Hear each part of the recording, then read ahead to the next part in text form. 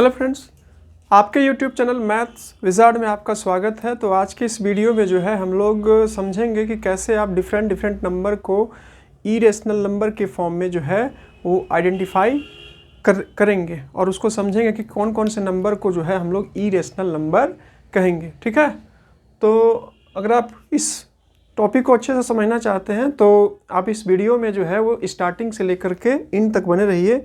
मेरी पूरी ऐसी कोशिश रहेगी कि मैं आपको इस टॉपिक को बहुत अच्छे से समझा सकूं। तो पहला है आपका यहाँ पर आज का टॉपिक है how we identify different number as a irrational number. मतलब डिफरेंट नंबर को हम लोग कैसे आइडेंटिफाई करेंगे कि वो आपका इरेशनल नंबर है। तो यहाँ पर मैंने फर्स्ट पॉइंट लिखा है, if m is a positive integer. m कोई क्या हो पॉजिटिव इंटीजर्स हो which is not a perfect square, जो कि आपका परफेक्ट स्क्वायर नहीं हो, तो आपका जो है m जो है अंडर रूट m जो है आपका इरेशनल होगा। इसको हम लोग एग्जाम्पल से समझ सकते हैं।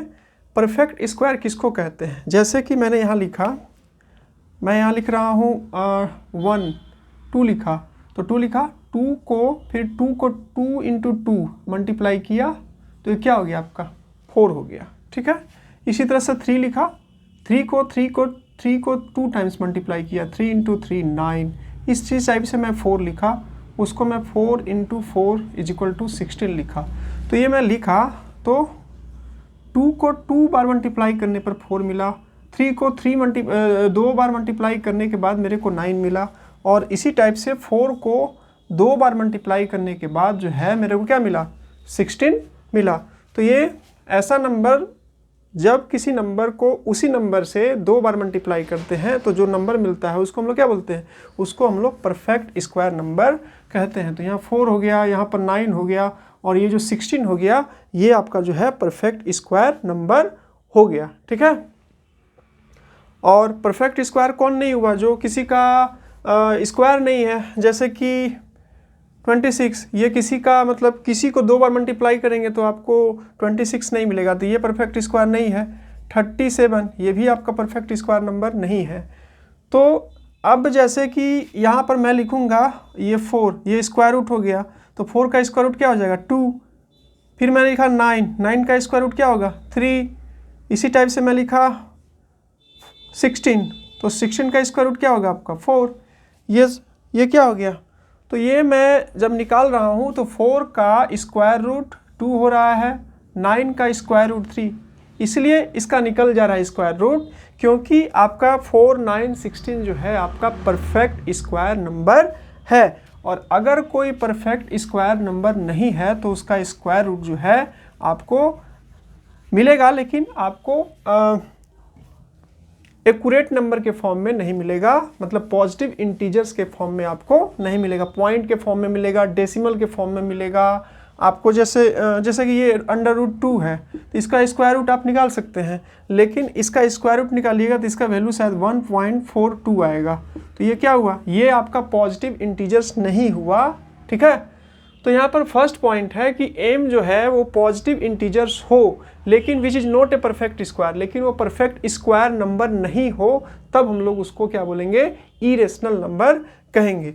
जैसे कि मैंने यहाँ 2 लिखा, तो 2 का आपका परफेक्ट स्क्वायर नहीं निकलेगा, तो ये आपका इरेशनल हो गया। मैंने लिखा भी है रूट 3 का आप निकालिएगा स्क्वायर रूट, तो 3 का जो है आपका स्क्वायर रूट नहीं निकलेगा, तो ये आपका इरेशनल नंबर हो गया। इसी टाइप से 5 हो गया, तो 5 को जब करिएगा तो इसका भी अभी पर आपका परफेक्ट स्क्वायर नंबर नहीं है, तो इसका स्क्वायर रूट निकालिएगा तो नहीं निकलेगा। इसी टाइप से क्या हो गया अंडर रूट 6 हो गया, तो ये भी आपका परफेक्ट स्क्वायर नंबर नहीं है, तो इसका भी स्क्वायर रूट नहीं निकलेगा। तो जिसका भी स्क्वायर रूट नहीं निकलेगा वो आपका एग्जाम्पल होगा किसका इरेशनल नंबर का। ठीक है, ये हो गया आपका फर्स्ट पॉइंट। अब हम लोग समझते हैं सेकेंड पॉइंट क्या दिया है। ठीक है,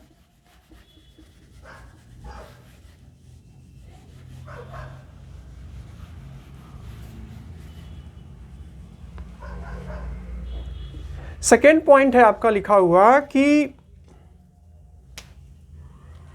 if m is a positive integers, m क्या हो एम जो हो आपका पॉजिटिव इंटीजर्स हो which is not a perfect cube, वो आपका परफेक्ट क्यूब नहीं हो, वो आपका परफेक्ट क्यूब नहीं हो, तो ये जो क्यूब रूट होगा एम वो आपका जो है वो इरेशनल होगा। अब यहाँ पर ये क्वेश्चन एराइज ये होता है कि परफेक्ट क्यूब हम लोग किसको कहते हैं। तो देखिए परफेक्ट क्यूब मैं बता देता हूँ ताकि आप इसको अच्छे से समझ लें। परफेक्ट क्यूब हम लोग कहते हैं उसको जिसको कि 3 बार जैसे कि मैंने लिखा 3 को मैं 3 टाइम्स मल्टीप्लाई किया, 3 इंटू 3 तो मेरा क्या आ गया, मेरा आ गया 27, ठीक है। उसी टाइप से मैं 4 लिया, 4 को मैं 3 टाइम्स मल्टीप्लाई किया, 4 मल्टीप्लाई तो क्या आ गया आपका 27 आ गया। 5 इंटू 5 तो ये आ गया आपका 125। तो 3 को मैं 3 टाइम्स मल्टीप्लाई किया तो 27 आया, ठीक है। सॉरी 4 इंटू 4 करूँगा तो 64 आएगा, सॉरी 4 को मैं 3 टाइम्स मल्टीप्लाई किया, 4 इंटू 4 तो क्या मेरा आया, मेरा आ गया 64।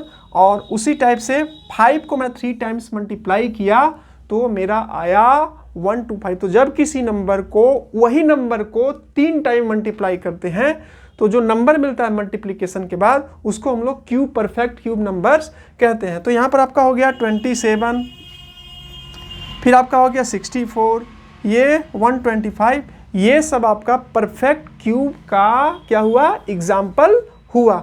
अब जब आप इसका क्यूब रूट निकालिएगा, क्यूब रूट का क्या होता है, ये होता है आपका क्यूब रूट का देखिए सिंबल क्या होता है, क्यूब रूट का आपका सिंबल होता है ये, ऐसे मैं लिया ये यहाँ पर और यहाँ पर मैं 3 लिख दिया तो इसका क्यूब रूट निकल जाएगा कैसे,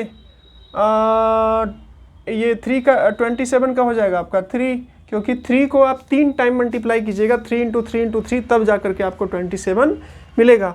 फिर इसी टाइप से आपका 64 का क्यूब रूट जो है आपको क्या मिलेगा, 63 का क्यूब रूट जो है आपको 4 मिलेगा। तो ये सब परफेक्ट क्यूब नंबर है और परफेक्ट क्यूब नंबर का ही आपका क्यूब रूट निकलता है। लेकिन यहाँ पर लिखा है आपका कि ऐसा पॉजिटिव इंटीजर जो कि आपका परफेक्ट क्यूब नहीं हो वो आपका इरेशनल नंबर होता है। तो एग्जाम्पल में मैंने लिखा है यहाँ पर क्या लिखा है कि ये 2 जो है आपका परफेक्ट क्यूब आपका नहीं है, परफेक्ट क्यूब नहीं है, इसलिए आपका इसका परफेक्ट क्यूब रूट नहीं निकलेगा। इसी तरह से 3 है, 3 जो है आपका ये परफेक्ट क्यूब नहीं है, इसलिए भी इसका क्यूब रूट नहीं निकलेगा, ठीक है। 4 का क्यूब हो गया आपका 64 और ये 64 का क्यूब रूट आपका हो गया 4, क्योंकि 64 को 4 इंटू 4 3 टाइम्स मल्टीप्लाई करते हैं तब आता है, ठीक है। मैंने आपको फिर से एक बार बता दिया ताकि आपको अच्छे से समझ में आ जाए। तो यहाँ पर 3 परफेक्ट क्यूब नहीं है इसलिए इसका क्यूब रूट नहीं निकलेगा। इसी तरह से यहाँ पर 88 भी आपका जो है परफेक्ट क्यूब नहीं है, इसलिए इसका क्यूब रूट नहीं निकलेगा। तो ऐसा कोई भी एम नंबर हो जो कि आपका पॉजिटिव इंटीजर्स हो और जिसका परफेक्ट क्यूब रूट नहीं निकले, तो ऐसे सारे नंबर को जो है हम लोग इरेशनल नंबर कहते हैं। और एक और मैंने बता दिया था जब मैंने आपको डेफिनेशन बताया था इरेशनल नंबर का, तो उसी समय कि ऐसा डेसिमल रिप्रेजेंटेशन जो कि नॉन टर्मिनेटिंग हो, नॉन रिपीटिंग हो, तो उसको हम लोग क्या बोलते हैं, उसको हम लोग इरेशनल नंबर कहते हैं। तो वहाँ पर मैंने अच्छे से समझा दिया है। तो ये कुछ हो गया, इस टाइप से आप जो है वो आप इरेशनल नंबर को आइडेंटिफाई कर सकते हैं। अगर आपको मिला कहीं पर इरेशनल नंबर को कैसे आइडेंटिफाई, तो ये सब रूल अगर आपको माइंड में रहेगा तो इजीली वे में कर सकते हैं। तो अगर आपको ये मेरा वीडियो पसंद आया तो वीडियो को लाइक कर सकते हैं और मेरे एक्सप्लेनेशन पर कमेंट भी कर सकते हैं। और आपको ये वीडियो से हेल्पफुल मिल रहा है तो मेरे चैनल को सब्सक्राइब भी कर सकते हैं। मिलेंगे नेक्स्ट वीडियो में और भी नए टॉपिक के साथ, तब तक के लिए जय हिंद जय भारत।